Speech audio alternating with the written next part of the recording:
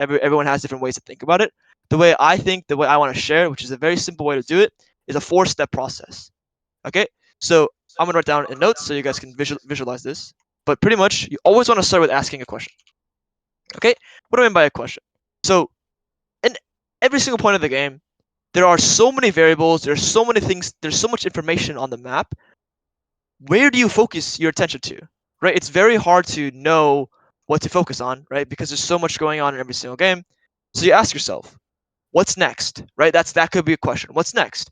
And you'll look mid, you'll look top, you'll look bot, you'll look at wave states, you look at conditions in the game to help you decide, okay, what's your next plan? What's your next play?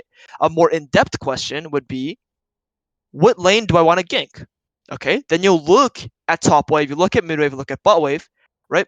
These are simple questions you want to always be asking yourself from the early game to the mid game to late game and every single point to keep helping you plan further in the game. It's not that these players are so much better than you. It's just that they're asking the right questions in their head and they're gathering the right information and they're processing it. So that brings us to the next step, which is gathering information, right? So let's give the example here. Let's say I ask a question, how close am I to my item? Okay, so what I'll do is I'll hold tab, but probably not tab right away, but I'll look at my items in the bottom right, right? I'll see, how close I am, right? Let's say it's right here and I'm looking right away, 800 gold. I'm not close to my Trinity Force at all, right? So I instantly will think that, okay, I'm not close to it at all. I need like 2k gold, right? So that's information that I've gathered, okay? After you gather this information, you process the information, okay? So I've understood that I'm 2,000 gold away from this item. So what does that mean?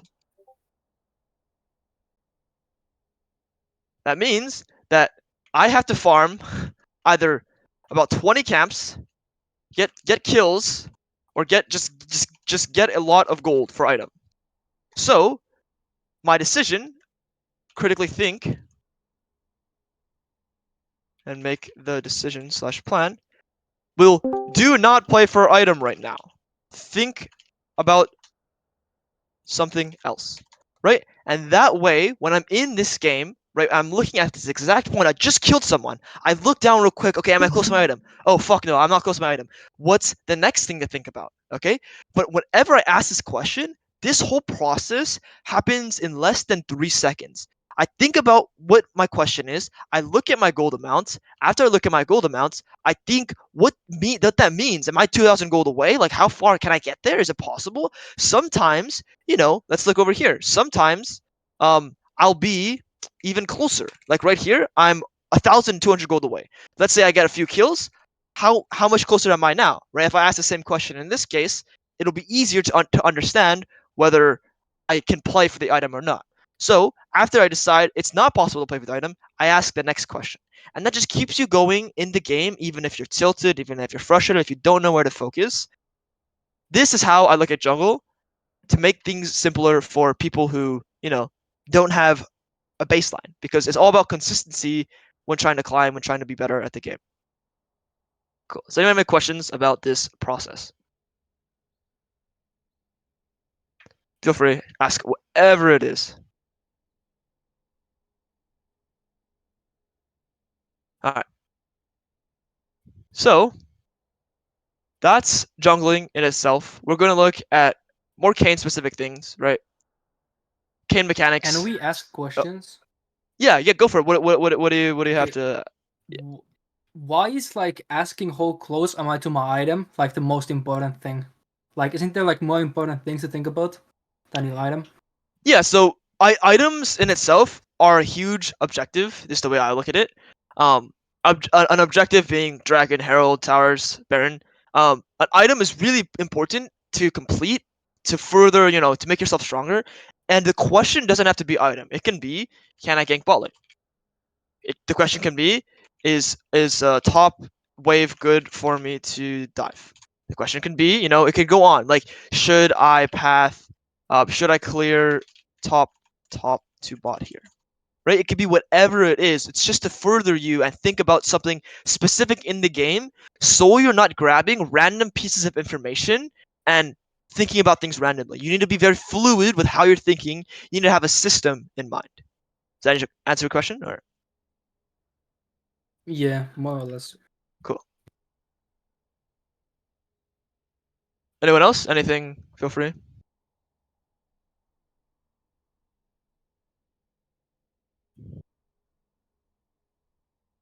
Okay, cool. So Kayn in itself, people know that. To be honest, there's not many mechanics on Kayn, right?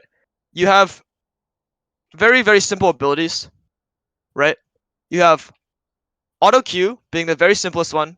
You always want to auto before you Q if possible. Auto Q because your auto animation gets shorter, right? So you can go auto Q and make it really fast. So if you're not doing that, make sure you're doing that, especially when you're clearing camps, right? If you're near a wall, you can do auto Q and your Q animation gets even faster. Instead of it looking like this, like a long it took, you can do it like this. It spins much faster. Okay? When you're in walls, let's say I can't make it to this wall right here. It's very far distance. If I'm queuing, it's way easier to get to the other side while you're eing in your queue. So for example, it barely makes it over. Normally, if I just regularly walk, obviously I'm not gonna make it over. It's way too far away. So for example, let's say I'm fighting this guy. I'm losing the fight. Oh no, I ult this guy. I need to ult away. I'm going to E this way and Q right away so I can run through the wall. Pretty simple Kayn mechanic. People miss out on it. Making sure everyone knows is what I'm here to do. Last thing that is really simple on Kayn is when you're stunned. So I'll pull up an example. When you're stunned, you can use your W. Not when you're stunned, but right before you get stunned. So this is a video of Canyon playing Kayn. He's about to get stunned here because Sejuani throws his E out. So the moment he throws his E out, he is casting his W right there. Right? His W got casted when he's like right before he got stunned, which is a unique mechanic because there's only so many abilities that you can cast right before getting stunned. So imagine I'm in the middle of a fight, auto Q, I'm running away. Oh shit, I Q'd in the wrong way. I'm about to get stunned, and I will cast my W. Okay, and it's just extra damage. It's pretty important to keep in mind. The last thing being, when you're ulting someone, right? You will go out in the direction your cursor is, right? But if they kill the target, right, you will get thrown out right on top of their body. So I'll get thrown out right on top of them, which does not look good because you don't get the small dash you get at the end. You don't get this little dash, and it's even more important on Shadow Kayn to where if you're about to kill the target, if your teammate's gonna kill the target, at least recast R so you can get the dash away. Otherwise, your character's just gonna get fucked up. You're just gonna feel really buggy. Cool. So again, let's imagine I'm clearing my raptors here, in a normal game. I don't have my item, but I'm going to go close to the wall, right? Auto and then Q, right? Auto and then Q. Sometimes, okay, I'm trapped here. Sometimes that happens. That's okay. It'll just take another auto and then Q, right? It gets my Q off much faster than normal, and you want to make sure you do that with every single camp, every single time. So even here, again, I'm going to either Q into this wall or Q into that wall. It doesn't matter which one, but it's just going to make it a little bit faster, a little bit cleaner. Right? I choose this wall. So what I see Kayn players do a lot of the time is they're queuing like this. It's about a second slower, right? It's not that big of a difference, but it adds up with all 6 of your camps, with 3 to 4 queues every single camp, probably 3 queues. It really adds up in time that you're going to be wasting. Okay, and again, to recap, people need to use your E on Kayn while you're going through walls. Eventually, your Q, let's get some items, will be on such a short cooldown that you're going to be wanting to use your. Well, we can't get boots, unfortunately, guys. But you're going to be wanting to use your Q that's on, a 2.8-second cooldown, while your E is on such a long cooldown on Red Kayn or Shadow Kayn's not that long. But look, you're going to be wanting to use your E as many times as you can to get the distance that you wouldn't have gotten before. So, for example, this wall and this wall, I will demonstrate. If I come from here, it's very hard to make it all the way over again. I can't. It's like so close. So, you can make it if you Q. Boom, and now I'm over on both sides. So the last thing I want to talk about, a Kayn specific thing. Let's say I'm playing a normal game, and I start my bot side, right? I start this camp. I'm clearing this camp. Blah blah blah blah. Right? I finish all my camps. Okay, so I finish all this. Imagine, yeah, I'll just clear it real quick. Just real quick. Okay, and I'm clearing like this. I'm clearing like this. Okay, and the enemy bot lane is pushed up. So let's imagine it like this. The enemy bot lane is like this, but they have a ward right here. They dropped the ward there, right? And I just finished my Krugs, right? What you can do is Q over your Krugs, E over this wall, right? And dodge the ward entirely if this warded. Alternatively, what you could do is you could Q. Your Q is gonna be on about a 6 second cooldown when you it's level 1. You wait here, you Q again, and now you can go all the way around to dodge the vision. So this is just jungle fundamentals though. But if you can dodge vision, it's very important. And Kayn being Kayn, this gank is super OP because look at where these guys are. Look at where I am. They have no escape. People are good at doing this on Kayn, and I'm happy. The problem is, while I'm walking like this and I'm clicking like this, if these guys are moving like this and I'm moving like this, eventually I'll be behind them, right?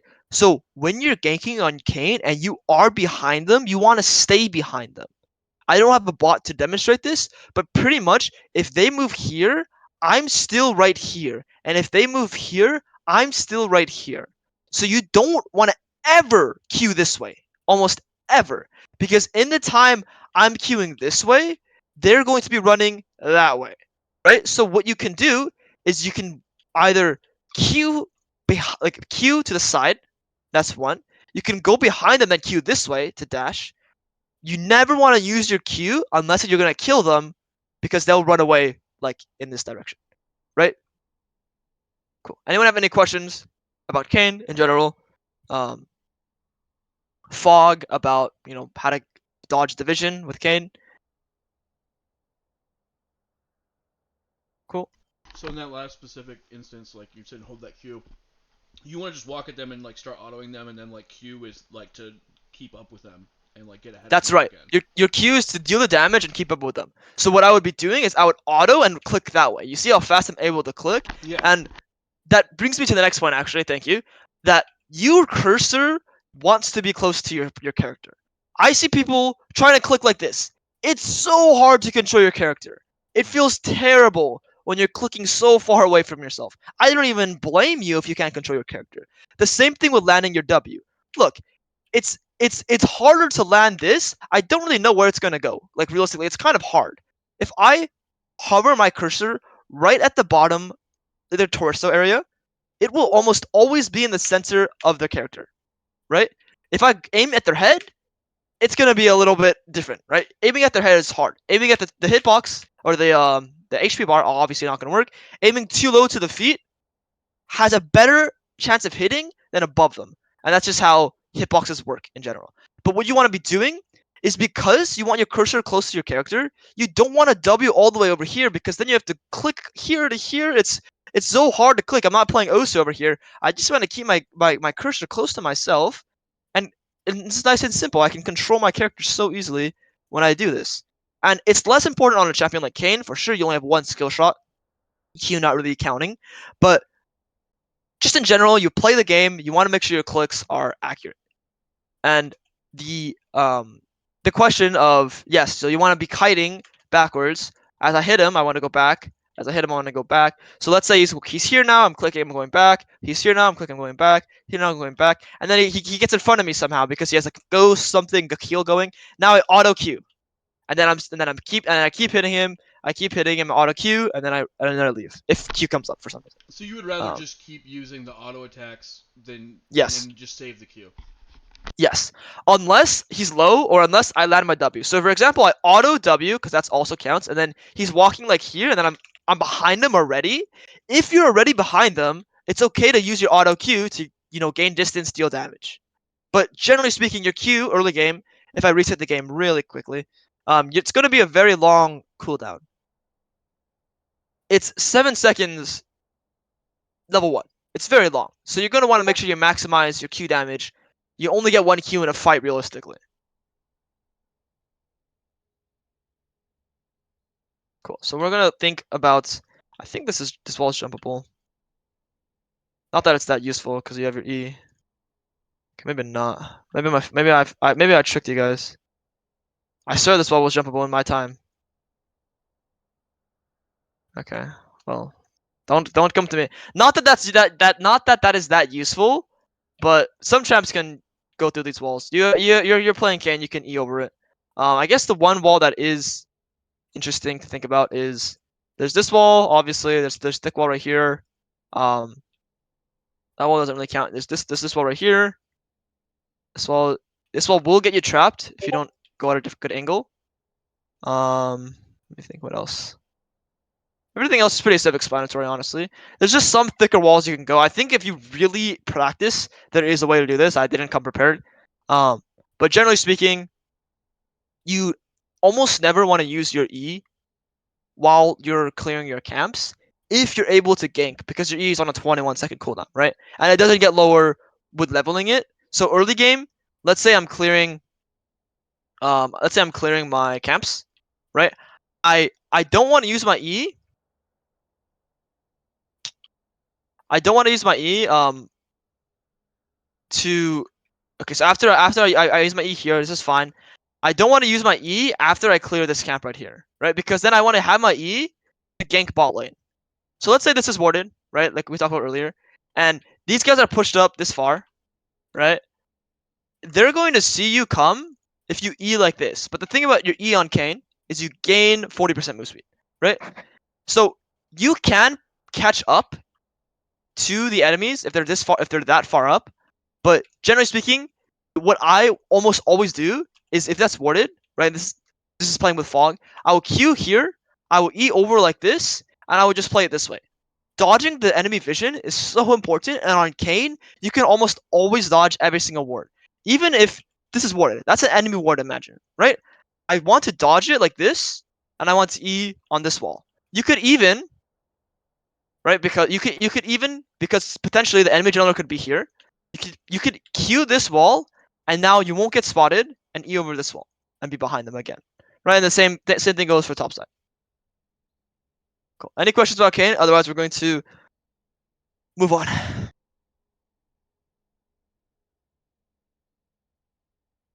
All right. Okay, so I want to take a look at Kayn items. Right? There's a lot of text here. It's not that complicated. Many people ask, what do I buy when, like, what's an ideal back on Kayn? An ideal back on blue Kayn, 1500 gold. If you can somehow magically get 1500 gold out of your pocket, get a tier and a Dirk, you're in an amazing game. If you can get anywhere from 1050 gold to this range, you're in a happy game. A tier and a longsword is fine. Don't get me wrong. But a tier boots and a longsword is a very, like, consistent, good back. Okay? Tier or no tier, right? Which one is better? There's no real good answer, if I'm going to be honest. A lot of this game in League of Legends is what you like to do. Tier scales better when you complete your mana mute. No tier scales faster because you get this faster, and you get your second item, which is a lot more damage than this when it's not scaled. So you hit the power spike at around 20 minutes, I would say, in a normal game. You hit a power spike at around 15 minutes here. So if you want to snowball a game, no tier is pretty good because you hit your items much faster. You hit your items 400 gold faster here. Your second item is just stronger, right? But generally speaking, these are your backs. These are your boots. So Ionian on Shadow Kayn is really good. You normally never want defensive boots. It doesn't really matter. The reason why Shadow Kayn is so good in general is because your ult literally destroys people, right? So what I see a lot of Kayn players do is when they're fighting, they don't utilize their ult. You need to use your ult to avoid damage from the enemy, right? You need to use your ult to dodge abilities, to catch up to people, but you need to stay alive on Shadow Kayn, which is why in my time when I'm against really heavy CC enemy champions, I love Edge of Night. It gives you HP, it gives you the shield, and it's just a very powerful item. So sometimes if I were to go Duskblade, Manamune, or Duskblade, Streldas, my third item could be Edge of Night, right? Alternatively, a normal game would look like Duskblade number 1, Streldas number 2, Axiomark number 3. But if you want defensive stats, Edge of Night is your go-to item. Your fifth item could be Guardian's Angel. Any questions about items? Yeah, cause do you not use the boots rune on Kayn? Cause normally like I use the boots rune for like 10 minute 50. Do you on both Kanes you use the runes? Those runes or No, just blue, just blue, just blue. okay, so blue cane runes, right? I actually forgot I have a page on this, but blue cane runes for how what I like runes looking like on blue cane is two things. You're either going dark harvest or first strike, right? So I'm guessing you're using first strike or no. Yeah, yeah. Yeah. So if you're using first strike rune, your rune set's probably looking at something like first strike, magical footwear, futures, cosmic, right? And then the second Mhm. one would be what sorcery or domination, right? Yeah. Yep. So pretty much the way I see Shadow Cane is first strike is a good scaling rune if you're going tier, right? But Mhm. normally first strike doesn't scale that well until later on into the game, right? Which is why I just think Dark Harvest in general, the damage you get from Dark Harvest is just too valuable. Also, you're getting a lot of gold from Treasure Hunter if you go Treasure Hunter. Alternatively, you can go Relentless Hunter for more move speed. And realistically, this tree right here is just very powerful in general. These three things right here. Actually, Mhm. all of these things are pretty good. Tier is good for Ingenious, right? This is good for gold, right? If you just want gold. This is good for MS if you're like killing everyone, and this is good to like 1v9 pretty much. I like Ultimate Hunter to 1v9. Right? Okay, ignore my handwriting, I'm sorry. But um pretty much my rune page is what I would do is I'll go Dark Harvest, Sudden Impact, Eyeball, like this one or if I normally don't go tier, so either treasure or relentless. And then my third and fourth runes would be transcendence and gathering storm. Right? So just this will be my scaling instead of going like a mana rune. Alternatively, you can go these two. You can go celerity and water walking if you want to be fast. If you want to go relentless, celerity, water walking combos with each other very well.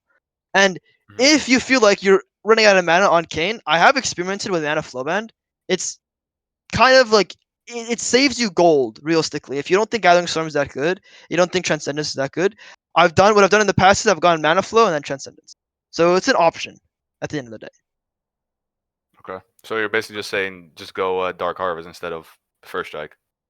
Yeah, unless you really enjoy First Strike, again, like I said, like it's really preference at the end of the day. Mhm. Like not one is not so much better than the other. If you like First Strike, keep going First Strike. There's no problem. It's just your first back your first back variation looks a little bit different. That's Yeah. fine. Yeah. Okay. Cool. Any other questions about Why wouldn't you Shadowkin? choose as go inspiration second if you go Dark Harvest? Okay, so Dark Harvest and Inspiration, and what would you want to take an Inspiration rune? Boots and Futurist Market. Okay, so you want to go Boost and Futures. Okay, so the reason why it's less optimal to go um Inspiration in just in general, I would say is because the value you get from any of these ords and any of these runes and sorcery are really good for scaling. For example, this literally gives you flat like damage, like AD damage. This gives you CDR that you normally wouldn't be able to get. The problem with magical footwear and futures is they're they actually put you behind if for some reason you die on 300 gold or you have a 300 gold and you can't buy boots, right? So it's really unfortunate if you can't buy boots. And alternatively, if you keep abusing futures, you're going to be down gold. And the only time where I enjoy futures market is if I'm going the first strike rune page, first strike, and then something from domination. So if you like the inspiration tree, I would go the first strike tree, and I pretty much this would be my runes. These and then treasure hunter and eyeball. If you really want to like maximize your gold usage, you want futures, you want first strike, and you want relentless or treasure hunter.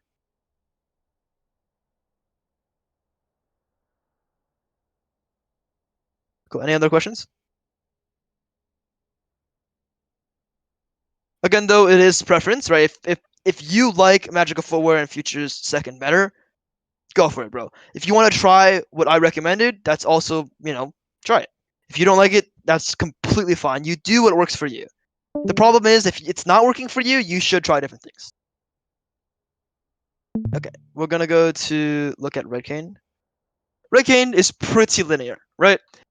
If you know you're going Red Kayn, you're almost always going Gold Drinker and Black Cleaver first two items. Okay, and your early game backs pretty simple too. So one thing that's not utilized as much as it should be is Ruby Crystal early game. Okay, so you can see here I have Ruby Crystal written again, but pretty much, you have two options, right? With 750 gold, you can still buy two longswords, but Ruby Crystal gives you so much stats in a fight. It allows you to use your Q, possibly an extra time. It allows you to, it's just live longer. Living longer is so powerful, especially in early game skirmishes. So if you can, what I would do is after Iron Spike Whip, I like going Ruby Crystal into possibly Kindle Gem. I even like going Ruby Crystal, or I even like going Iron Spike Whip, Ruby Crystal, double longsword, and then going and finishing my my longsword item. But let's look at Gold Drinker real quick, and I'll show you the stats If you on have Gold Drinker. if you have 800 gold, do you just go Kindle Gem and say fuck the damage, or? So level one, like on your first back. Correct, yeah. Yeah, no, I would never do that because you always want to have damage to clear. The only time I would do that is if you're playing like competitive higher elo games. But because pretty much Kindle Gem gives you 200 health, right? 10 ability haste, but a Ruby Crystal gives you 150. So you're spending 400 gold for 50 HP and 10 haste. It's not worth it. That makes sense. Sitting on one Ruby Crystal is much better than buying the Kindle Gem. I don't think I've ever first back with 800 gold. Anyways, it's like an awkward amount to have a first back, but you never know. Yeah. Cool. All right. Third, fourth, fifth item. They have heavy magic damage, Spirit of Visitors. They have heavy 80 damage, Death Stance. If they have like a mix of both, and they're kind of gonna like one shot you, like assassins, like maybe like Vagar's not an assassin, but Vagar, Zed, Karthus even. Like Sterak's is pretty good, pretty solid item. And then your fourth item should just be like one of these. Okay? And then GA is always a really good item, but you can just literally build 1, 2, 3, 4, 5, and then call it a day. And your boots, you always want to think about boots on Red Kayn, because if you're the main frontline, you need to buy defensive boots. If you're not the main frontline, let's say you have one other tank with you, you can go Ionian and deal more damage in the fight. Because Kayn's a bruiser, he can do damage. Kayn's not just a full tank. So that's the way I look at boots. Alright, any questions about Red Kayn? Because there's not much about Red Kayn, honestly. He's just chilling. Okay. One thing I want to backtrack to is about Blue Kayn. Blue Kayn, when I've looked at counts recently, when I used to see players in general, Blue Kayn is just the better form overall. Even if they have a lot of tanks. Unless it's like a super god Red Kayn angle game, Blue Kayn is just better because of your E cooldown. Alternatively, what you can do is if you like Red Kayn, you can build Blue Kayn with like Red Kayn items. And it's actually not that bad. So what you can do is you can build Blue Kayn, go Black Cleaver, go go Duskblade, then go Black Cleaver, then go like Edge of Night, and build tanky items. Because let me show you guys. Lol Wiki, Edge of Night. Edge of Night actually gives you almost more HP. It gives you 325 HP. I think it might give you more HP than it might give you more HP than Black Cleaver, almost as much. Black Cleaver is 400. So like, look, you think this item actually doesn't give you that much gold or that much HP, but it actually gives you a lot. It almost gives you the same amount as Black Cleaver, right? So imagine you build Edge of Night and Black Cleaver, you get 50 attack damage on both, right? A shit ton of HP, and you're still playing Shadow Kayn. But the most important thing is your E on Shadow Kayn, the cooldown is so low that you can just like travel the map so fast, which is why a lot of people go Shadow Kayn, especially in high elos, because you can pick off the inters, you can just travel the map faster, and you can have more impact everywhere.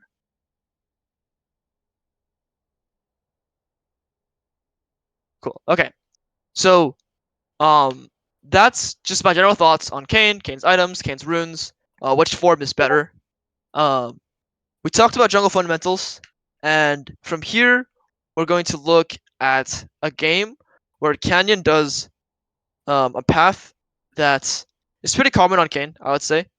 He did 3 camps, and then you'll see what he does after. It's pretty simple, but he does his Raptor start. Right, he doesn't queue into the wall. I mean he doesn't. I assure you he probably doesn't play enough Kayn to know. There he did it. So that's good. But the point is not to critique his clear, but it's to see what he does after he clears his whole top side. Right. So after he does a full a top side clear to hit level 3. Look at how he's playing. Just walking in general. He's walking like this to make sure that if someone if he walks down, if the enemy top laner walks down, he's not spotted, right? And what he's gonna do is he's gonna walk through here and ult and go behind him, or sorry, not ult. He's gonna E and go behind them. Right? He did it a little bit, but and then again with the Q thing we talked about earlier, he's queuing never that way, but this way. And I'll slow it down.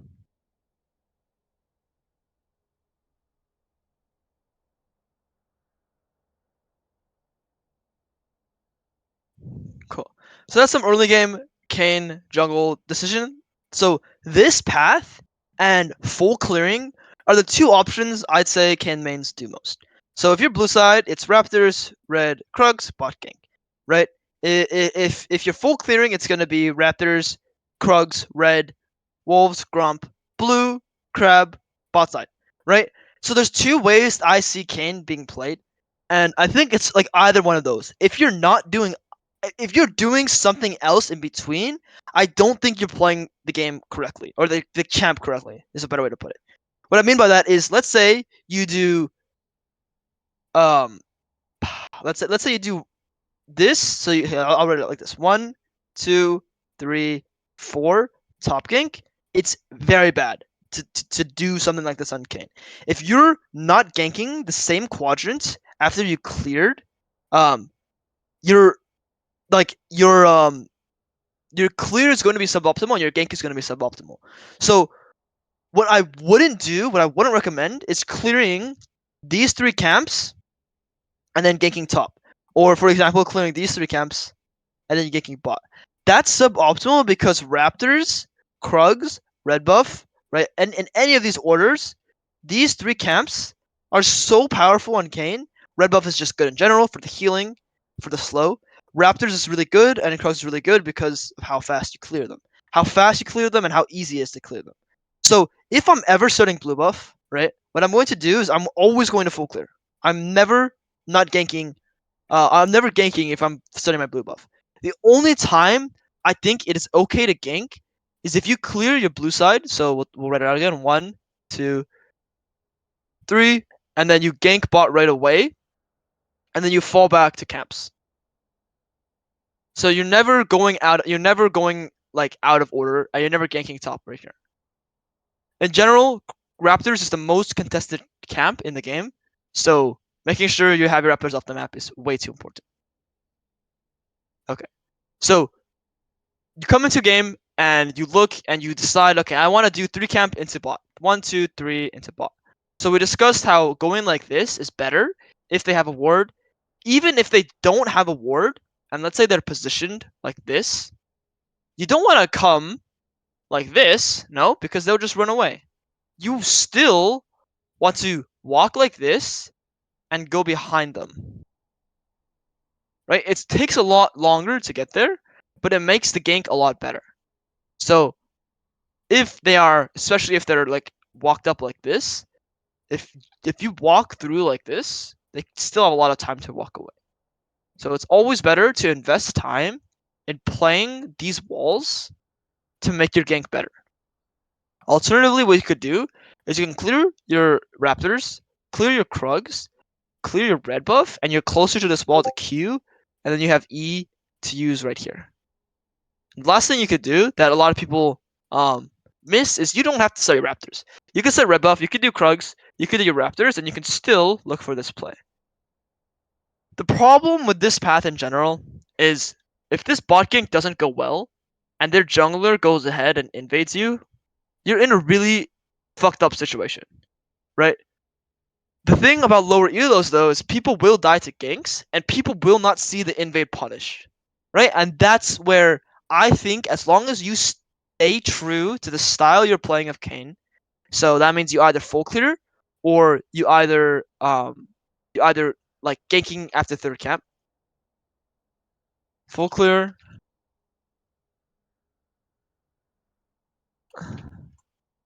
full clear or gank after third camp. You either full clear or you're ganking after third camp. Either way, you want to stay and keep that style consistent because you don't want to like it's just hard to play the game differently so many times. You don't want to keep switching things up pretty much. When I hit challenger for the first time as a Kayn one trick, what I did was I 3 camp gank bot every single game. Alternatively, what I did on Kayn was I late invaded every single game. What I would do as a Kayn main is I'm blue side, blah blah blah blah blah. I'm running through here. It's level 1, so the enemy jungler is walking out through here. Right, and junglers don't let me sit here. What I would do almost every single game is I would go here, queue over the wall, sit here, collect information, decide if I want to tell my whole team to jump on this guy or just late invade him. I literally don't understand why people think Kayn is so weak early. Your Q on Kayn and Conqueror, just I mean most rune pages just Kayn's damage in general is so powerful, especially level 1. Maybe level 2, level 3, yeah, his abilities are weaker, but level 1, you're one of the strongest champions. So on red side, what I would do is I would do literally the same thing. I would run like this and queue over this wall and get information. Get information and light invade either Raptors. Every single game.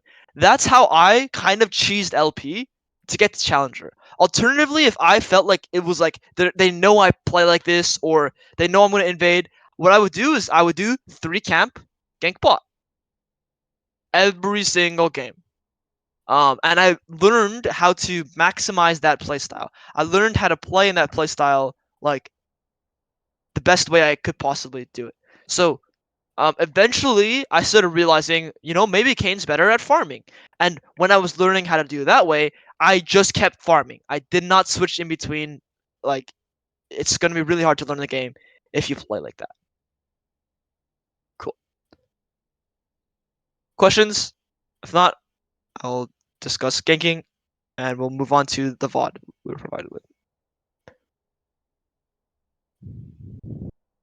Alright, so ganking after your third camp, right? Ganking in general, what you want to be focused on is the wave. So what do I mean by the wave? This wave right here, this is not a good example. Let's look at, okay, let's just draw it out. So let's say there's 3 blue side minions here, right? There's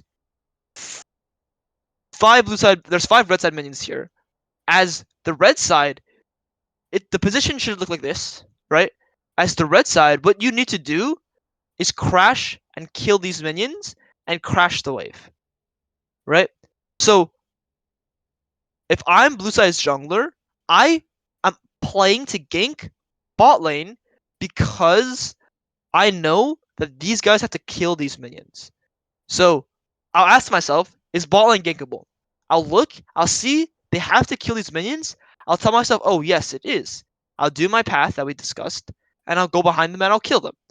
Even if I don't kill them, what'll happen is this wave will freeze for blue side, right? And it'll be winning no matter what. Pretty much anytime you want to gank, you always want to get something from it. Flashes, not thinking about kills. Flashes, conditions, good wave states. Maybe you burn their ultimates. All of that is fine to get away from the enemies. You don't want to focus on kills, okay? Getting kills on Kayn is very good. It's very necessary. You need gold on Kayn.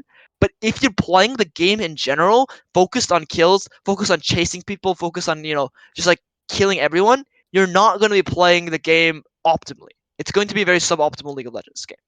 So focus on thinking about the waves. So let's draw another wave state out. Let's say, same thing, 1, 2, 3, We move this guy back. We move this guy forward. This guy has 1, 2, 3. What's going to happen in a minute if neither laner touches the wave? Anyone wants to answer? If not, I'll say it in a few seconds. Just think about it. If both of these laners disappear, what's going to happen to this mid wave? It's gonna push out towards red side, right? Because the minions are Yep. riding faster. Exactly. The minions are going to stack here and go into their side, right? So the way I think about waves is every time I look at a wave and I review, I imagine a world where literally both laners DC and what would happen to the wave in a minute, right? Because in a perfect world, both laners are even. When this laner has the wave advantage like this, when the wave is now going to stack to being 6 minions and 3 minions, and then they have no minions like this guy's gonna get pushed no matter what, right? This guy's gonna be able to crash the wave no matter what, right? That's the way I like looking at the wave. So that tells me that in a minute or less, I can make a play with my mid laner because he's crashing the wave. Additionally, this tells their jungler that he has an opportunity to gank. If I counter gank this in this way, it'll be insane. So let's say I'm playing I'm blue side's jungler here. I'm looking at ball wave, and I'm this guy. I'm sitting in this bush because I know my laner has to crash. Well, I did the wrong color, but my laner has to crash. We're low on conditions, so let's say we're half HP, half HP. These guys are half HP, half HP, but they can die, right? And the jungler's sitting there, and you gank, and you go la la la la la, right? It's gonna look very ugly. So just keep in mind that very good players will understand this. That's why I'm trying to teach you to be this jungler on the red side. Because this is what everyone's looking at. Or, sorry, that's not what everyone's looking at. This is what your laners are looking at. The fucking wave. You need to be on the same page as them and try to understand what's going on with the wave as well. That's ganking. Cool. Last thing I want to touch up on is weak side and strong side. You probably heard the word. Probably unsure what it means. Honestly, it's a pretty confusing concept. But weak side means there's a lane that you don't want to interact with if you can avoid it. Normally, top lane is the weak side. Normally, bot lane is the strong side. What that means is, let's picture it from this side. These camps are your weak side, and these camps are your strong side. That's how I want you to think about weak side and strong side. So this guy is your weak side. This guy is your strong side. Mid lane is always like even, right? But you can strong side towards mid as well. It's less optimal. But that would mean that these are your weak side camps. Alternatively, if top is your strong side and bot is your weak side, these are your weak side camps. The reason why that's important to understand is because you don't want to invest time in top lane if this guy's are your strong side. If this guy's your weak side and this guy's your strong side, don't invest time up here. It's not worth it. What you want to do is clear your camps, your weak side camps, go and make a play bot side, and then fall back into your strong side camps. And the reason why this is really good, a really good principle, a really good habit, is because their jungler, if you just like run from bot to your strong side, let's say all of your camps are up, and the enemy jungler acknowledges that, hey, my bot lane is weaker than the enemy bot lane, so I'm not going to do anything. And their jungler thinks that his top is the strong side, and he clears his weak side. So this camp is gone. This camp is gone. This camp is up. This camp is up. What's going to happen is he's already cleared one quadrant, right? He's going to invade your other quadrant, and he can defend his own quadrant right here. So he's cleared 3 quadrants in the time you've cleared 0 quadrants, and you've like possibly coin flipped a kill or something. So before you spam gank, just clear 1 quadrant, and normally it's your weak side quadrant. If it's not your weak side quadrant, that's fine. Let's say you walk from base, these camps are up, these camps are up as well, but you clear this, and then you gank bot. That's still better than skipping all your camps. So at the very least, do me this favor. If you are going to spam gank, clear 2 camps and then gank. Clear these 2 camps and then gank. Ideally, your weak side into your strong side. Right? It's cooler on red side because your Krugs and your Raptors, like we said, are yummier to eat. But the thing is, after you make after you clear your weak side, you make your strong side play. You fall back into your strong side camps. You eat them up. It's really good. And then you recall right away, and you make it back up here. And the thing is, these camps spawn every 2 minutes, right? So you want to make sure that every 2 minutes you're back to your weak side, like as they spawn. So let's say you just started the game. You're doing blue grump wolves on Kayn. It's not optimal, but you're doing blue grump wolves. Fine, let's make it even more optimal. You're on red side. You did red Krugs Raptors. This camp right here is going to spawn at 410. You want to make it to Gromp at 410. Just keep in mind, every time you clear camp, it'll respawn in 2 minutes, and you want to make it to that camp right as it spawns. In the perfect world, that's what's happening. If you're doing objectives, if you're doing crabs, if you're doing like dive, gank, you need to decide whether that's worth it or not, because you have a goal, and it's to make it back to this camp at this timer. And that's just a regular jungle fundamental rule. I'm not saying you have to live by it, but it's just a good way to think about what tempo means in a way where like you're racing against the clock to make it to these timers. Every 2 minutes, your camp will respawn. Go. Any thoughts? Any questions? Otherwise, we're gonna look at this VOD and go from there.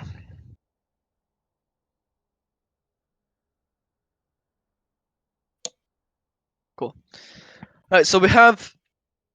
All right, so every game, what you should do is look at champs. You have a Garen with Ignite, Singed with Ghost, Jarvan. You see his runes, so we're going red Kayn this game, right? You have Rise into Zed, right? Zed has Ignite, right? So I'm just collecting all this information from in my head. We have Ghost, we have Healed, so they have like somewhat defensive summoner spells, scaling summoner spells. We're playing Morgana Caitlyn, right? They want to push. Jinx can try and match the push, right? She's a range champion, so it's kind of equal in the bot lane. I'll just do this. Mid lane, it's Rise versus Zed, so Rise has the push. Garen versus Singed. I would probably give it to Singed. Okay, jungle 1v1. I would say it's less optimal for Kayn. So it's less big of a line, but like it's kind of Jarvan favored until we get items, until we get 4. Okay, so the one lane that has prio is top lane, but top lane doesn't need attention, right? So the way I look at jungle is 1, priorities. So what we just did was we thought about priorities. 2, you think about who needs to be aggressive and who's trying to be defensive. So I talked about Ignite. Ignite is a sign of aggression, right? Exhaust is a sign of being defensive, right? And lastly, which lanes are volatile? Realistically, top lane's not going to be volatile. No, nothing's going to happen much here. What's going to happen is this bot side, your Caitlyn and your Morgana are trying to push the whole game. They want to, at least. Jinx might be able to neutralize them, but they want to push. So this game, I would path bot lane, right? And you want to be doing this similar process every single game. So also, additionally, I would prefer Shadow Kayn in this game. These guys are not that tanky. These guys are all ranged. Like I talked about earlier, Shadow Kayn is better, in my opinion.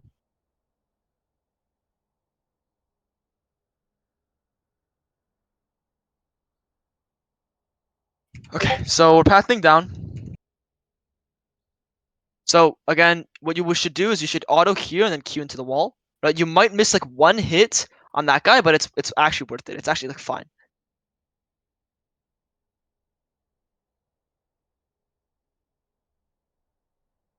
It's okay. This is getting you closer to the wall. It's fine. Yeah, I don't mind this. It's fine. Q into the wall. Good. Q into the wall. Saving Q. This is good. Don't go back for that. Good. Okay. So one thing that'll help you not mess this up, because many people do. I mess it up. Is there's like a little range right here, right? It's like a circle, but you just want to stand like a little bit closer, like just a little bit. But you're doing a good job cutting camps and everything. I won't be too hard on that.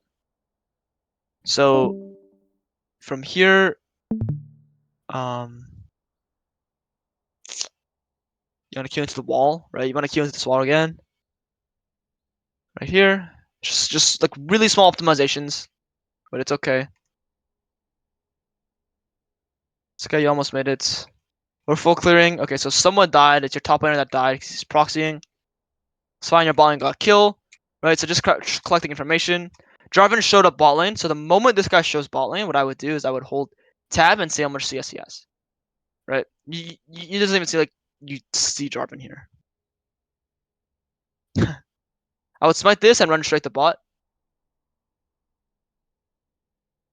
Right, so we looked, and it looked like that guy did not have red buff. If for the small time you saw him, maybe he does, but he's level 3. That means that one of his camps are up, right? You hit level 4 by clearing all your camps. He's level 3, so I think he has red buff, but that should mean his Krugs are up, and that's a camp that you can go and invade because of how low he is. So bot's winning hard. Okay, this is good. Good. You see that he's level. You see his level 3. You make the judgment call. Flash auto. Oh, let's try. Get the camp. This is fine. Like I don't mind what you did here. Staying on the map here is where I would call it a bad play, right? What you want to do is you want to, drop your ward here, sit in this bush and recall. Going from here to here is very suboptimal. You want to recall, buy your items, spend your gold, and then go to your Krugs, to your Raptors, to your bot side.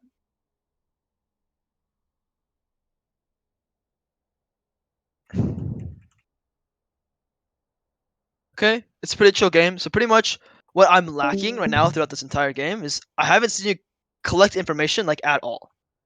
I haven't seen you look at lanes. I haven't seen you like it doesn't. It seems like the only thing you're focused on is clearing your camps, and that's okay. Don't get me wrong, but you want to try and expand the information you have in the game. You want to learn more about what's going on in the game. Every game is different, so you need to learn more about what's going on. Okay, your teammates are moving with you, so you can pull this. It's fine. You use the smite on the Gromp here, right? Which is like you only ever want to use a smite on your Krugs, which is what you do here. You always want to hold a smite for an objective, just in case there's a chance like this right here. Because there's no urgency to clear this fast. The 600 damage is just 1 Q. It doesn't change anything here. Cool, so the game is good. We got an objective. We're going back to our camps. The game is really good right now, right? Here's where things okay, so this is a level 1 crab, and it's fine. I actually thought it was level 2 crab too. The level 1 crab is worthless, okay? So don't actually go for level 1 crab if you knew. Otherwise, at this point, invading right here, you have level 6 advantage. It's something I don't mind. You saw him use both of his abilities, so that's the moment I'm going in. Okay, you went in a little bit later, but that's fine. If you want to play for kill here, oh shit, you got jumps up here, so it's okay. It's okay, not bad decision to flash after that. Okay, try to heal the wall. Nice. Okay, so you played this whole sequence decently well. One thing I will say is, like we talked about for positioning, look at how you queued, right? You queued like this. You would want to walk like this, because he's running this way, or this way, or this way, right? And then queue, because you queuing so early makes you lose value from your move speed from here. So you want to make sure you're like closer to him to land your Q damage. You maximize your dash and just be closer. But at this point, if I really want to kill this guy, I know he has no flash. Maybe he does though. Is you can flash auto smite R and then kill him with your Q. But just generally speaking, you've won jungle in this position. I think his Gromp is up too. His Gromp and his wolves are up. So you want to just leave this guy alone and go do the blue buff. You live at the end of the day, so it's good on you to be able to live. But your invade was really good. Okay, really good job. You just chased him. When you won the game for yourself, the game is completely won. It's over. You take this camp. You take Herald. GG. GG. GG. GG. Yeah, that makes a lot of sense. I ended up losing this too. Oh shit. You're in such a good position too. Fuck. This is like gold 4 right now. Gotcha. Okay, so yeah, no, there's nothing you can do here. I was gonna think about Herald, but there's nothing you can do. Okay, so you do bot camps here. Okay, there's a mid fight. Sure. So what I'm looking at this mid fight is okay. So Jarvan showed up, Morgana's mid. So being here is as long as you're aware that that these guys, Ryze and Jarvan, can literally leave right now. As long as you're aware that you could automatically get nothing from this play, like as long as you think that hey, like maybe I will get something for sure. It's a good play. Maybe you'll eat the wave is what I'm thinking about. So you'll eat the wave, and then afterwards you'll have mid prio. So then you can get the bot crab. That's what I'm thinking about. I actually don't care about these guys getting killed or anything. That's not what I'm thinking about. I'm thinking about the wave, and I'm thinking about the next objective to take. I crab kind of counts.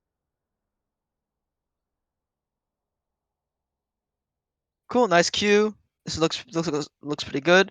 I'll ult him here. Okay. What you could do here is hold your ult, and what'll happen is you ult this way, you Q up, and you E down through this wall, right? But you need to wait like 1 second for your Q, and you would have lived because you have Triumph and Yeah, your that makes E healing. sense. Yeah, that makes sense. Yeah, yeah. But overall, if you're not gonna play for this kill, even if it's the 1-for-1, don't ult like that. Yeah, okay. Because I think if you kill him, you would have got on your form if you just went for 1-for-1. That's why Kane's a unique champ because he kind of breaks some rules of fundamentals. Like you almost never want a 1-for-1 as jungle. But Kayn kind If of you're breaks getting that your because if you you're get getting your form. form for it, yeah, it's Yeah, worth. yeah. Yeah. Same thing. Same with kind of Kindred because she can get arcs and it's pretty OP. Okay, so we're clearing these two camps. So you went in the wrong order here, is what I would say. Right? You want to do this crab first. Why? Because right now these guys have prio. When you go for the actual crab, they don't have prio. That makes Or sense. your mid lane doesn't have prio at least, but your bot lane maintained it, but your mid lane doesn't. So if the Ryze wanted to, he can run straight to you and like make your life miserable. Another thing is you're really close to your item. You're about 50 gold off, I think. So just play for your item. I don't know what all this skirmishing is. It's kind of pointless. So again, like you're kind of just being pulled around to random fights here. That like even if this Morgana died, like I actually like I just don't care. Like just let her die. Go get your item. If they come to you, if they walk too far and you fight them and you win, sure, good. But you're gonna be up like 30, 40 CS on this Jarvan because of how much inting he's doing. Just farm your camps, So is it not worth get your though? item. In this game, my thought process wasn't that like I was trying to save Morgana. I was like, I'm so close to form. All I have to do is like land a Q on Jarvan, and I have it, and I can just walk away. Oh no, I see. Okay, yeah, no, I see. Yeah, I think that's what I was going for. Is just like Yeah, I don't yeah, care about yeah. kills. I don't care about anything. I literally queue to try and get form, and then I think I just like kind of slow play it and walk away. Okay, no, you're right. Sorry, it's this is a Kayn thing. But again, normally speaking, you actually like wasted time roughly. Yeah. But for the most part, yes, you're getting form. Go do it. You're right about that. Okay, recall. You have Gorjugger now, but transform into form. Perfect. Okay, cool. Okay, so you have your form. It's about 12 minutes. You have item. This is where your camps mean less, but don't think it means nothing. One camp is equal to one wave, right? So you want to clear the objectives you can take. So for example, your top lane is not doing too great, but your bot lane is doing great. They broke a full fucking turret. So get this dragon and then go clear as many camps as you can, and then make plays. So something I emphasized in the session, and then like the fundamental session a second ago, was you always want to prioritize your you're like one quadrant. You always want to clear one quadrant. Like almost always. It's so important to clear a quadrant, right? So, um, after you do an objective, you want to clear as much as you can. This is good. You're waiting. Um, this is where I feel like your attention is onto the wrong thing.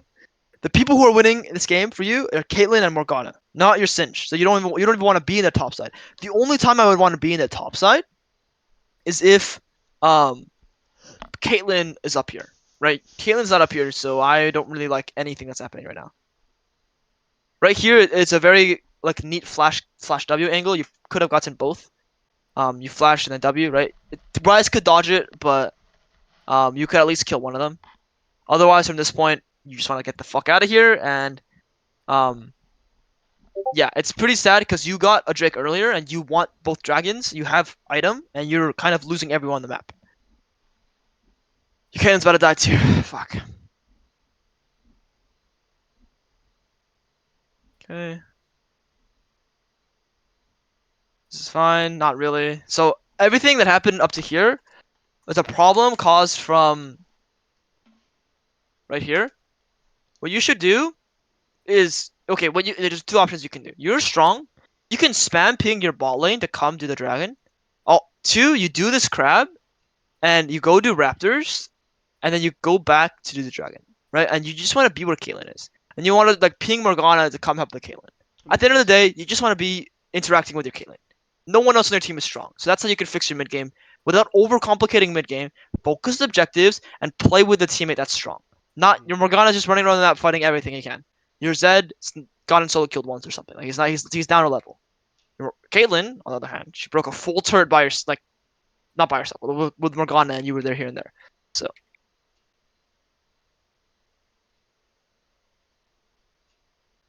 okay, so we're farming a bit here. This is not bad. This is a good jungle item completion time. 15 minutes is a good time frame. So one thing here, just fighting, is you auto here, and look at how slow it takes. Look at how long it takes you to queue. I'll play it even slower so you can see it. I can see it really clearly, but look at how long it takes you to queue. Your queue is up now, right? Let's look. Right, it's not long. It's about half a second, maybe 0.75 seconds. But that's almost a full second of like you not using your Q. Plus, you could have comboed your Q with your auto animation.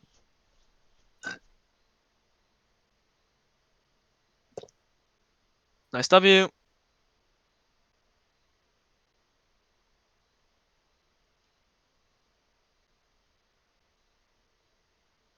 Okay, it's fine. It's good. Just leave. Yeah, that's fine. Nice. See, this is what I'm talking about. This is really good. Some people will get really like horny for this Jarvan. Like they'll really want to kill him. What you did is perfect. You literally just left, and you low-key you mind control this guy by just leaving. I'm sure you kill this guy. But what you do is great here. Getting his flash is fine. As well, okay. Never mind. You got mind control at the end. I didn't fucking R missed a million Yeah. chances to R. Yeah. I thought I could kill him without Ring. I think I just got greedy. Yeah. So the thing is, if you just ult smite him and kill him, you heal and then you'll live with your E. That's the thing about Kayn is like you can always kill someone and just like walk through a wall and like piss everyone off. But just to emphasize what happened here is you lived. You're not playing for this kill. You're not trying to flash on this guy or anything. He ints. He goes on top of you. You have an opportunity to kill him. What you should always do here is auto W, right? So that's the first mistake. You auto W. You W without autoing.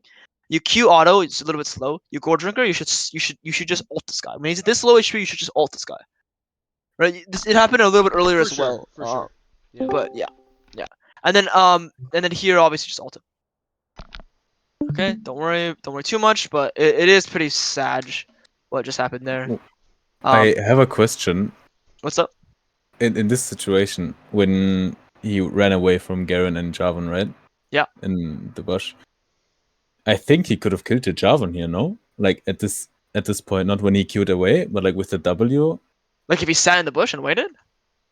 Yeah, waited and then W both into Q's, I don't know, Gold Drinker Smite maybe, and then ult. Right, so Wouldn't that so have if you're Jarvan, you should be aware of that, right? Yeah, Right. right. So if I'm That's the Jarvan, I'm never concept, I walking think, to yeah. this position. I'm never walking. To this Right. position. You're right. Right. Yeah. So that's where like yes, you're not wrong, but if he waits like 0.5 seconds, just waits. Garen will get information on what Kayn is doing. Garen True. also probably has ult and will just one shot the Kayn. He'll just silence him and one shot him. Right. Yeah. But like but I was thinking the same thing as you. When I see this picture, most players were like, "Man, this guy's pretty dead. I think he's gonna face check me and whatnot." But like, it's good to not play for kills, but play for objectives. You have a kills worth of gold and more EXP up here. It's not risky. You can restart the map with these guys. That's just a better way, a more consistent way to see the game. But it's good you bring up because that's what I'm thinking of. Like I'm literally thinking of here, like man, this guy's so fucking dead, right? Like I even like low key like wanted to kill him, but Yeah. self control about That's it, what I thought. like these guys will get frustrated with what's going on. This guy's full HP running away. Now I'm gonna chase him. Like look at this. This is so illegal for what Jarvan just did. Sorry you didn't kill him, but it is really no, it illegal. was a misplay. It was a Yeah, misplay, yeah, but yeah. It's a good thing to review. Okay, so the next sequence is the same thing in the mid game. Is all about making plays with your Kayn. Oh, what? We fought with Kaylin. Fuck yeah! I'm sure it's gonna go good. Better at least. Okay. Or they kind of hinted, but still, just the idea of like now you're like you're in an area where Kaylin is. Whether it was coincidence or not, it was better. This guy's a fucking ADC. He's a fed ADC. He has a lot of gold. Like, luckily you hold tab here, but normally. So one thing I will say for you, just as a note to keep in mind for yourself, is you're not collecting information, like any information, which is why the fundamentals we talked about earlier of asking a question, right, gathering information about it, processing it, and thinking about it will help you focus on different things, different parts of the game, to decide what's important. But pretty much, there was a lot of times in this game where I wanted you to hold tab, I wanted you to look at waves, and you didn't do any of that, right? But in this game, as you can see, this guy is pretty strong. Morgana is not even that weak, right? Your Zed's not that weak, right? But pretty much, you want to fight with either of these guys, not with this guy. He has decent gold, but Singe is not a champion you like 2v2 with I don't necessarily. want to fight with Singed anyways, even if he's strong. Yeah, Right? Like, I just want to there let you him go. do his thing. Yeah, let him do his thing, exactly, and then go fight with Caitlyn or Zed. So the only case where like you would probably be forced to fight with Singed is if these guys are into, right? But it's Right. on you to like still play with the guy who's doing okay. Um, but pretty much every fight in the mid game should be focused on objectives, not chasing kills, and playing with your strong teammates. So here it's a 3v1, right? So that's just what makes this play like really good. It's a face checking you and it's a 3v1. So go for it. Kill this guy. He's into- Bard even helped us a little bit with that ult, I thought. Yeah. Like, he saved me from some damage from. Yeah, they could have probably. Yeah, I guess you still have numbers, but yeah. The ult was too light from Bard. Okay, so going on here, you're so okay. So one thing is tracking your ultimates. So Zed has ultimates, but let's look at your position here. So I understand why you want a W there, but you need your W for a position like this.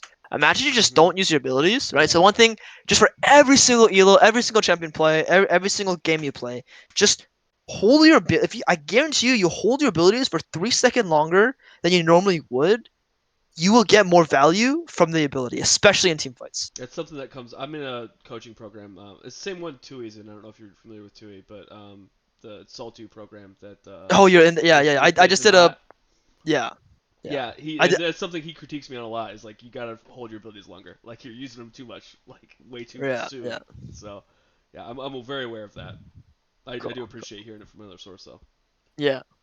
I just did a content piece with him on Viego, so Oh, cool. yeah, on his YouTube channel. So that's cool. That's cool. It's a small world. Funny. Okay, but yeah. So um, at this point, right? So your teammates are ready to turn, and at this point, so one thing you always want to do in fights is count numbers, and you have to be able to do it fast. Otherwise, it'll be too late. 1-1-1. That's 3-1-1, right? And then you have Zed who can come over. That's instantly 4v2, right? Even this position by itself, 3v2. Okay, it's a more optimal fight than whatever shenanigans was going on here. Right now, Mhm. you guys are fighting 2v3, right? Right. 1-2-3, 1-2. So now you're running away in a position where you're 2v3. This is already good, and now Zed is coming to you, and gets hit by CC. The reason why I'm critiquing this so much is because look at all this time you wasted walking this way and then walking this way. That's so much time you wasted and like not interacting in the fight. Yeah. Not that it mattered in this case specifically. It's just the general rule of numbers. Yeah, for sure. Cool. And then here, so you still up numbers, but your teammates are kind of getting cooked a little bit. But not anymore. Okay. Cinch comes down, sure. Objective, good. Focus the fucking objective, good. Here, okay, nice W. Can probably kill. Don't ult him. Oh.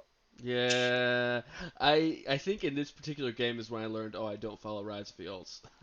No. You would have. You ulted too early. Watch. You came out. Almost instantly. Oh, yeah. If you stayed in, you would have. Oh, actually, did you get silence out of it? No, I don't think that works like that. You must have clicked So R. I think. I R'd, yeah, I dodged that Q. Yeah. So pretty much you would have followed him, but you don't want to trade 1-for-1, especially in the mid game. Right. When Baron, imagine you die and you Not kill worth Rise, it. but you die. Yeah. You're just gonna lose Baron. It's Right. not worth it. Right. So this play itself, like what you did here already is insanely good, right? Again, like we talked about that, right? Did you go top? Or no? That was I just had another session. But pretty much the point is you got this guy low, you pretty much effectively killed this guy, I should just be right? walking back up right now Just, towards just the walk the towards fuck the away. Baron. Exactly. Yeah. Exactly. Towards Just my go to Zed. a safe spot. Baron, Zed, turret, whatever's safer. But you effectively killed this guy, so going for more is just risky. It's risky and greedy. Yeah. And then here it's probably goodbye Baron, right? And Yeah, then I goodbye think your hope. honestly like that play is probably the game. Yeah. So in mid game, it's less about like so people overcomplicate League of Legends just in general, especially jungle. It's less about making really smart decisions, and it's more about bro, just farm waves, just farm camps. The enemy will make mistakes. Punish the enemy when the mistake comes, but don't chase, don't overextend. It's literally just about self control. The people who make the quote unquote best choices, the best plays, they're literally not doing that much. They're just not inting. So the enemy will They're just int chilling. and will yes, you're literally just chilling. Like Yeah. you review higher elo games, solo queue games, and you're like, man, how is this guy like such a good KDA, such a CS, like 10 kills? It's like, yeah, man, I just finished full clearing. The enemy invaded me because they were bored, and I killed him. Like I'm just playing League of Legends, right? So it's really just about like making good decisions that don't involve a lot of risk and have a lot of mistakes, especially in the mid game as a jungler because Baron's up, especially in the mid game. Cool. Okay, so we have. Damn, you're smurfing with the win rate. This is like me back in my day, bro. Trolling, trolling. You're better than me, okay? Oh, UNE. Fuck, I don't have an UNE account. Actually, wait. Can I look at it from EU West account? Maybe. Let me see. But yeah, do you have any questions? Do you want me to recap the thoughts, or you got it down? No, What? no, that was good. Cool. Okay. Appreciate it. Yeah.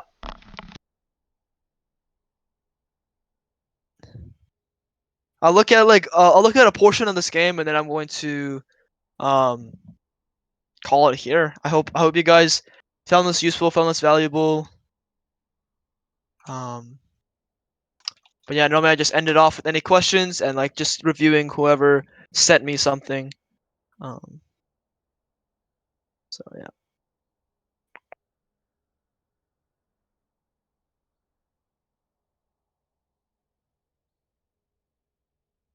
Oh, Oto's not even here. Oh, the guy's not even here.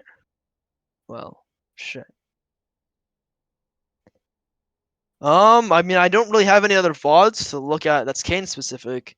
So unless you guys just want to chat about something, um, sessions going on for an hour and 15. Um, there's really not much more for me to do here, if I'm being honest. I actually do have a question about that last game we just reviewed. Actually, now that I think about it.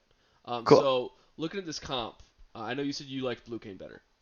Cool. Yeah. The reason I picked red over blue, and I know my runes are fucked up. That was a mistake. I meant to change my secondary runes. I don't know why I had domination secondary, but fucking the reason I did red cane is because I'm looking at my comp.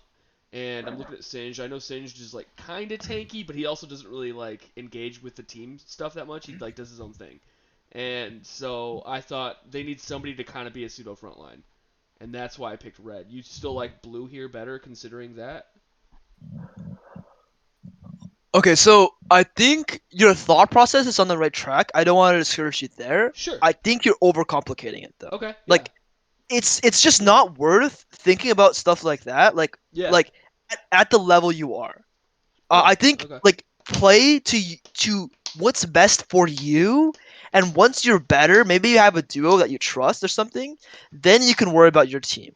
But Yeah. for now, it's like no one in your team is going to be reliable, so it doesn't matter if you're the front line. Like it's like the truth to it. It doesn't matter. You want to put yourself in the best position you can, and so you can carry.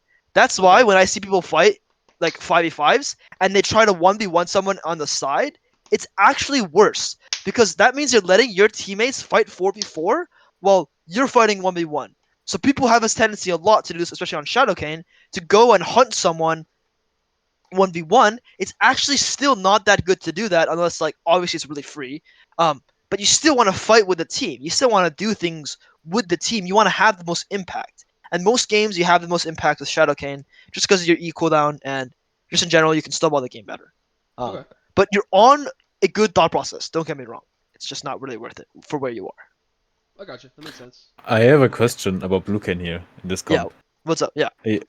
If Garen gets fed, how do you like want to kill him as Blue Kayn? I don't get it. So your goal is not Like, to kill Garen, he's right? But basically if you can unkillable. kill Jinx and Ryze, or Jinx and Bard at least, because Ryze can probably go Zhonya's, if you literally just kill this Jinx by itself, you're gonna turn the fight pretty well, pretty into your favor. Because and then Caitlyn just kites Garen. like- That's fine. yeah, ideally your teammates are gonna do something. But imagine a world where you're 4v4 or 5v5, and you kill this guy, this guy, this guy, this guy, and this guy, this guy, this guy, this guy dies, right? And you two are the only people alive. Just leave and go farm sideways. Right. Like the game could never end. That's fine. It doesn't matter. You don't need to kill this Garen, bro. I'm sure if you kill this guy or this guy in a fight, hopefully your teammates can do something. But it's not like you don't do any damage to Garen as Shadow Kayn. Again, Yeah, true. It's you- If he just gets low, you can harder still to fucking, fight Garen, you can I s- think. Yeah, you can still kill him if he gets low for sure. And even if you're just fed off of his teammates, you can kill him pretty easy. exactly, right? So you're gonna ideally be killing their bot side some more, getting some gold, and I mean, what like the more intense question is like, okay, they have an Ornn top or like a fucking I don't know Mundo or some bullshit like Shogun or Cassante. something, Yeah, yeah. some stupid shit like that. Serelda's Grudge is OP, guys. It's actually OP. And if you want, and you're even more concerned, your fourth item go Black Cleaver. So you have Serelda's, Black Cleaver, Duskblade, and then like Manamune or Axiom Arc, and you will kill the tanks. I promise you. You'll also So- kill their ADC. You don't think Cleaver's troll on blue? Not if your goal is to kill the tank. I see.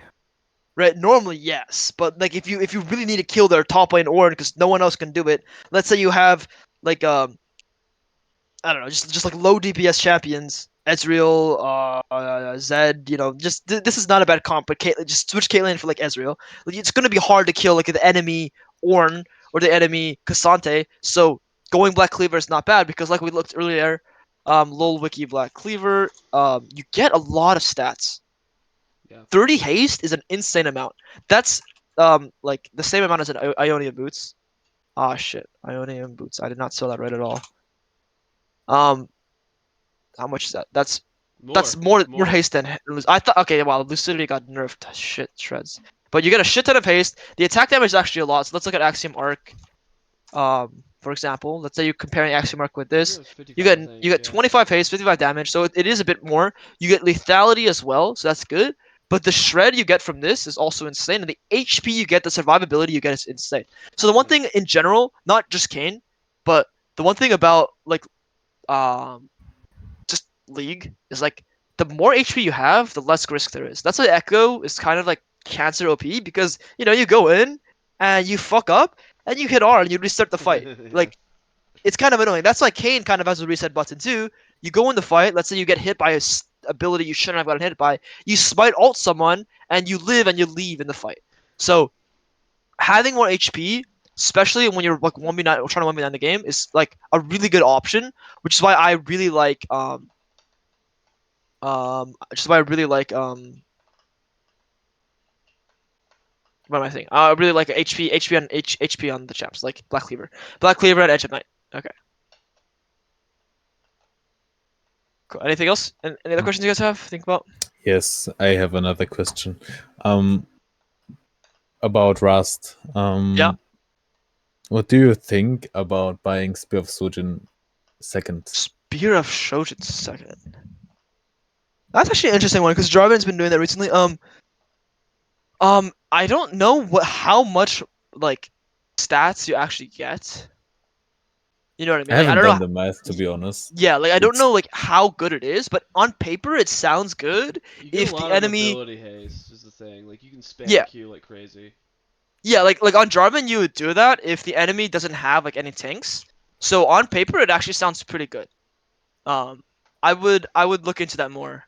Do you ever For sure. do you ever run any type of lethality Rust?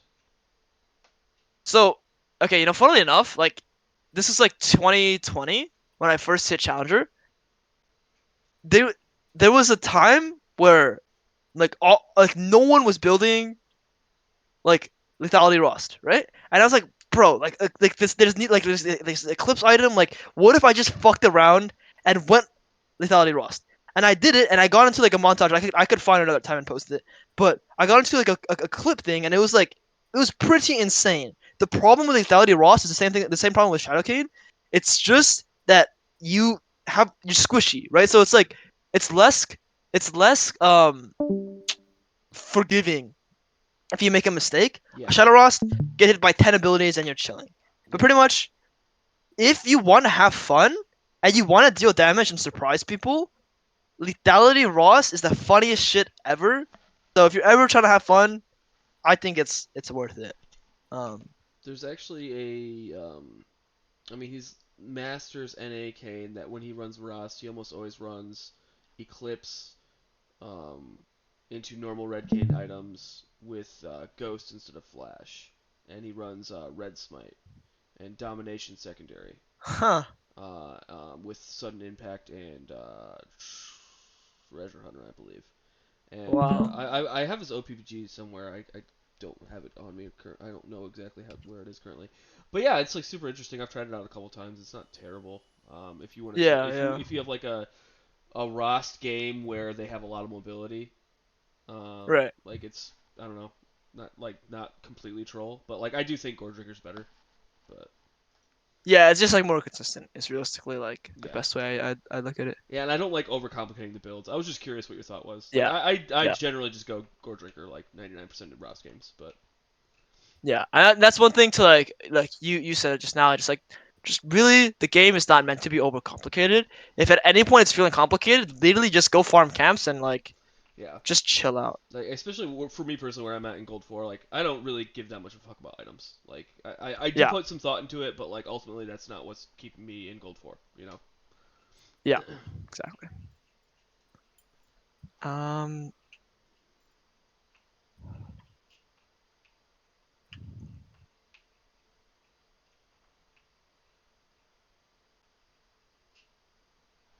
3.73, 5, 3.92. Yeah, it's actually not that much of a difference.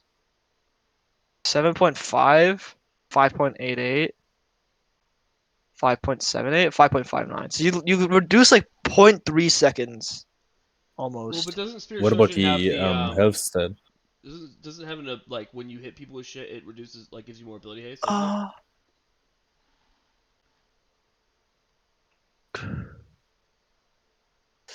no. It's when you're lower you gain move speed. It doesn't change the haste thing. So this gain 18 ability haste. But it scales with 80, right? The I ability think is. so. So let's get like the stance. Yeah, it doesn't change it by too much. We went from 18 to 20. Let's buy an 80 item with no haste. Collector's a good one. So that reduced it by another point. Yeah. So without Shojin, it's 3.9. With Black Cleaver, it says 3.9, 3. Okay, I don't know how it did that. Um, then with Shojin and Collector, that's correct. 3.68. Yeah, I don't think it's worth it. What about the health stats? Let's compare They Shojin. differ. 350. So you're minus 10 base haste, minus 50 health. Don't get armor shred, and there is 15 more 80 because BF sword, obviously. Right. But the big thing is this BF sword is really hard to buy in game. It's also That's like the one armor of the hardest shred. I things. mean, the armor shred is. I mean, you can't really calculate Yeah, that. You know, like that gives you more damage, even against champions that aren't building armor. It's giving you more damage because yeah. Well, they have base armor. though the thing about Black Cleaver and your Q is like it procs 2 like Right. instantly, Right. and with Q and Gore Drinker, it's like it procs everything. Yeah. So the armor shred is the Black Cleaver is just I think it's just like too good, like almost too good. It's so fucking good. It's such a good item. Yeah, that's a good idea. I actually think it's something to like maybe like experiment a little more if you really wanted to. Um, I've seen Karismai build it in some videos, but like it doesn't seem like he ever actually does it when he's playing serious. He just Yeah, did it for content. for content probably. Yeah. Yeah.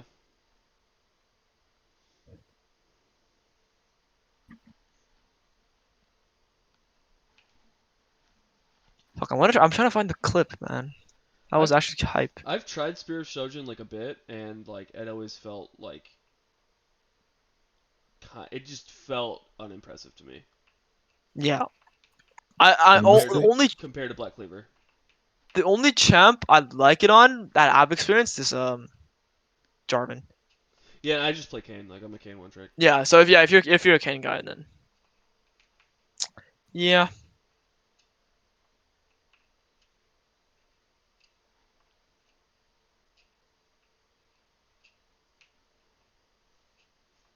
Cool, man. Well, thanks for doing this. I All appreciate right. it. Yeah, for sure, man. For sure, everyone.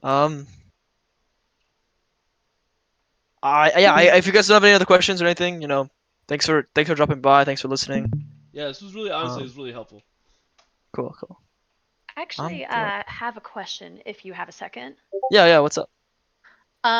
So I'm currently in the process of trying to get out of lower elos, Sure. and I was wondering, well, I have a macro question basically. Sure. In some of the games that I play, I find it tough to decide how to fix big problems that occur on the map pre-form. So, like for example, let's say like you're kind of on your second clear, and your top laner has already died 2 or 3 times, and you think to yourself, I would sure love to fix that, but I'm still very far from form. Or possibly like say it's a blue Kayn game, and like when you get form, you might be worried that you can't shut it down at all. So I guess that's generally my question is for people that are in lower elos, how do you approach situations where one of your laners has just fed a lot and it's either you're gonna fix it or no one's gonna fix it? Okay, so I actually I have many games that are like that show that like no matter what elo you're going to be in, you're going to have mythic teammates. So this game, like I went 16-1-6 and I'm playing Viego, and it's like, damn, how did I lose this game? Well, the reason why I lost this game is because if you look at my tab screen, I have a 310 guy, a 110 guy, and a 011 Nautilus. It's a challenger elo game, right? So like no matter where you are going to find teammates. To answer your question about the second clear thing, it's very realistic. Like let's say your top laner dies twice by the time you're on your second clear, so it's like it's literally like 410. You're around top here. You're doing this camp, whatever it is, whatever side you are, and your top laner's died. It's not on you to fix any problem. That's not why jungle is a jungler. Like you're not meant to just like fix like such disasters. Let's say you got a successful bot gank and your top laner died twice. You want to just keep investing your time in making a bot play. And like just making sure that your bot lane can keep, progressing and playing the game. You realistically, let's say your top laner starts spam pinging you, or your top laner starts typing yours like angry at you. Mute him. Yep. It's just it's what I call a feels bad syndrome. Like whenever I see a teammate like struggling, like yeah, I want to go help him, but it's just bad for the game. If you're trying to improve, you're trying to win the game, muting them, not letting them get to your head. You don't want to be like a feels bad jungler, feels bad syndrome jungler. You need to make your own decisions. So Your job isn't to fix like broken lanes. Your job is to get yourself fed so that you can carry the game, especially on Kayn. Okay, that makes yeah, sense. hope that So answers the your question. general idea is to push the advantage on whatever part of the map you have an advantage with. Yes. I see. Thank you. Yeah. And pretty much if like let's say everyone is like inting, sometimes it's okay to like not interact with any lane. Just farm all your camps and maybe like what happens in all elos, even challenger, is you'll find games where people are really fed and they get too excited, they get bored, like they're winning too hard, and they'll int. They'll give your laners